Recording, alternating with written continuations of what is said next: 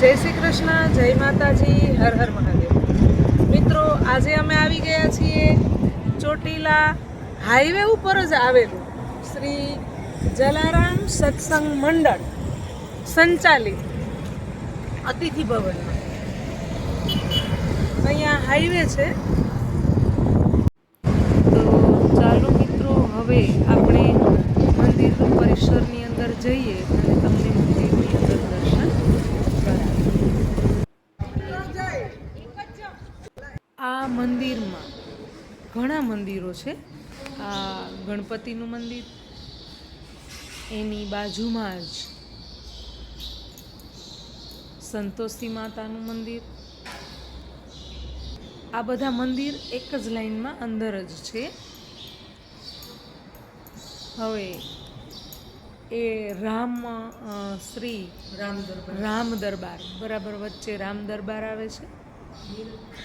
બાજુમાં જ જલારામ બાપાનું મંદિર. હમણાં 2-3 દિવસ પહેલાં જ જલારામ જયંતિ ગઈ છે, એટલે બાપાનું મંદિર સરસ મજાનું શણગારેલું છે. જલારામ બાપાનું મંદિર એ મંદિરની બાજુમાં જ હનુમાનજીનું મંદિર છે.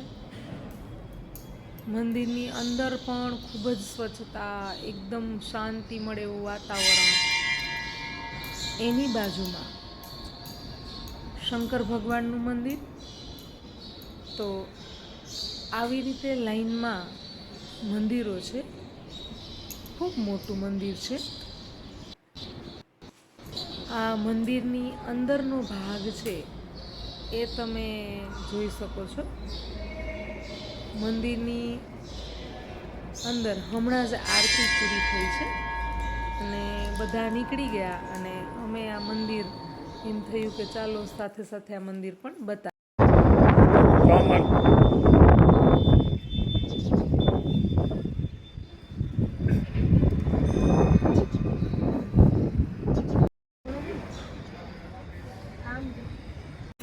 સરસ મજાનું મંદિર, જલારામ મંદિર.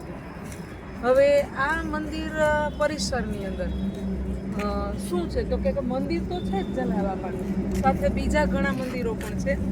અને આ મંદિર છે શ્રી જલારામ સત્સંગ મંડળ દ્વારા સંચાલિત. હવે આ પરિસરની અંદરમાં તમને અન્નક્ષેત્ર, દવાખાનું, ગૌશાળા, રાહત કાર્ય અને કેટલા ગરીબોને સહાય, આ બધું જ જે જલારામ સત્સંગ મંડળ છે એના દ્વારા કરવામાં આવે છે.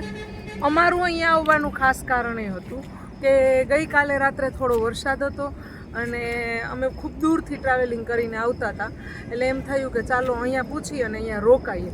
તો અતિથિ ભવન, ભોજનાલય, અતિથિ ભવન તમે આમ જોઈ શકો છો કેટલા બધા અતિથિ ભવન. એમાં એસી અને નોન એસી બંને પ્રકારના રૂમ તમને મળી જાય છે રહેવા માટે. અને ખૂબ જ નયનરમ્ય વાતાવરણ છે. મંદિર પણ એટલું બધું સરસ છે. ભોજનાલયમાં બપોરે અને સાંજે જમવાની સગવડ પણ તમને આપે છે.